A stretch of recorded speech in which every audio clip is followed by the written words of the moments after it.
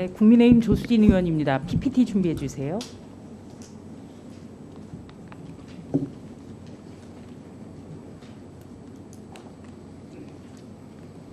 네.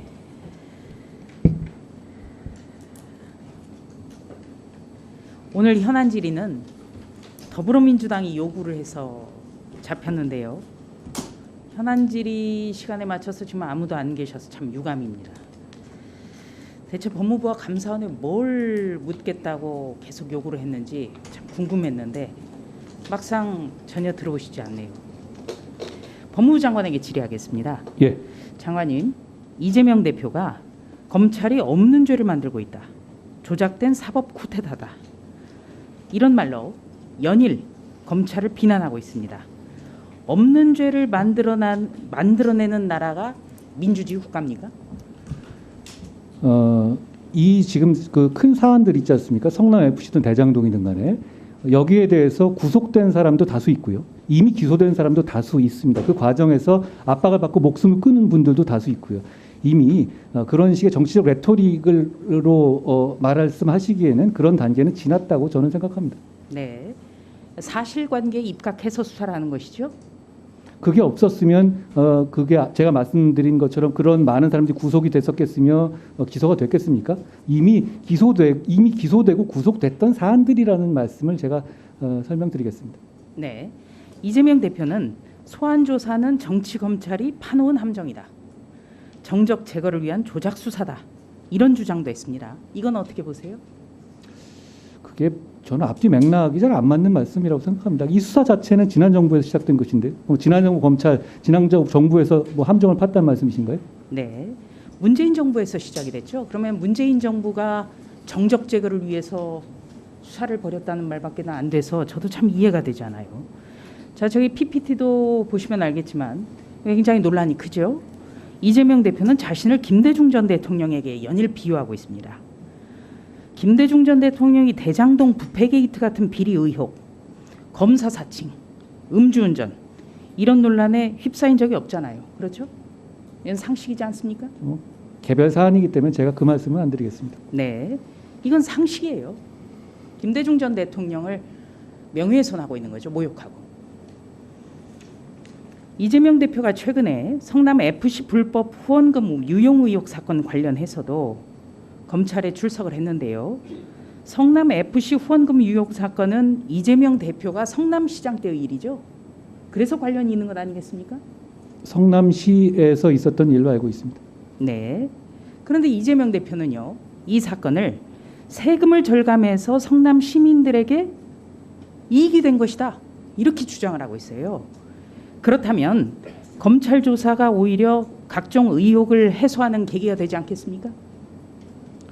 범죄 혐의로 수사받는 분이 여러 가지 말씀을 할 수 있는 거라고 생각합니다. 네, 정진상, 김용 두 사람이 뇌물 등의 혐의로 구속 기소가 됐어요.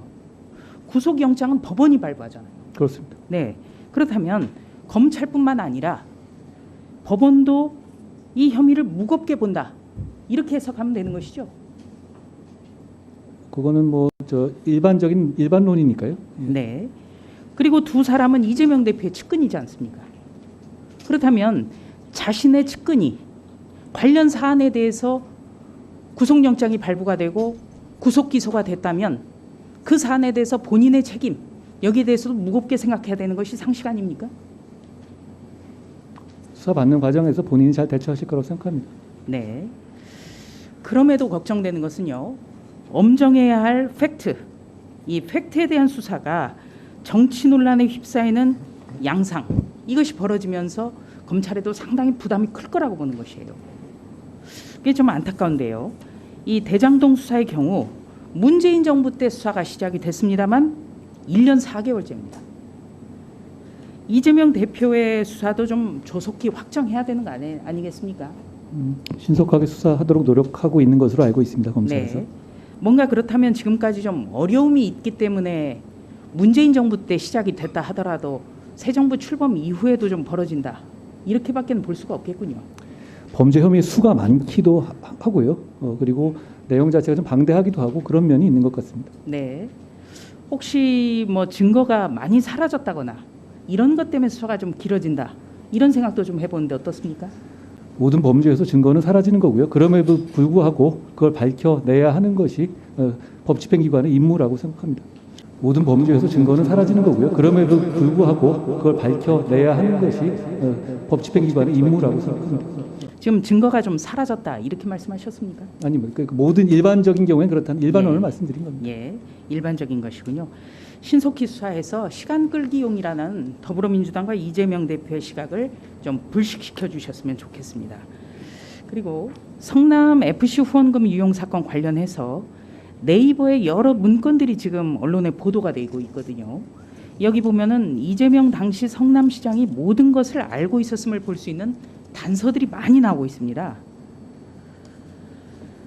이 정도 증거면은 불법 후원의 경로나 대가성 이런 게 입증될 가능성이 높지 않겠습니까? 개별 사안이니까 여기에 대해서 증거 관계를 제가 설명드리는 것은 부적절할 것 같습니다. 네. 그리고 보도 내용을 좀 확인을 하면요. 네이버가 성남시를 직접 후원하면 문제가 될 것을 걱정하자 이재명 시장의 측근인 정진상이 이재명 시장도 그런 걱정을 인지하고 있다. 어용기부단체를 통해서 후원하는 것을 제안했다. 이런 보도가 나왔습니다. 네, 사실관계를 좀 확인해 주실 수 있습니까?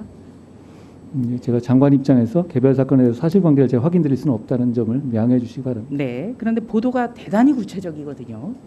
그래서 좀 질의를 해봤고요. 또 하나는 네이버가 우회 방식으로 40억 원을 기부했는데 10억씩 나눠서 4번을 냈고 마지막 10억 원을 내기로 한 2016년 9월에 네이버 신사업 인허가가 됐어요. 인허가권은 시장이 갖고 있잖아요. 그렇죠? 그때 시장은 이재명 대표였고요. 그렇죠? 네.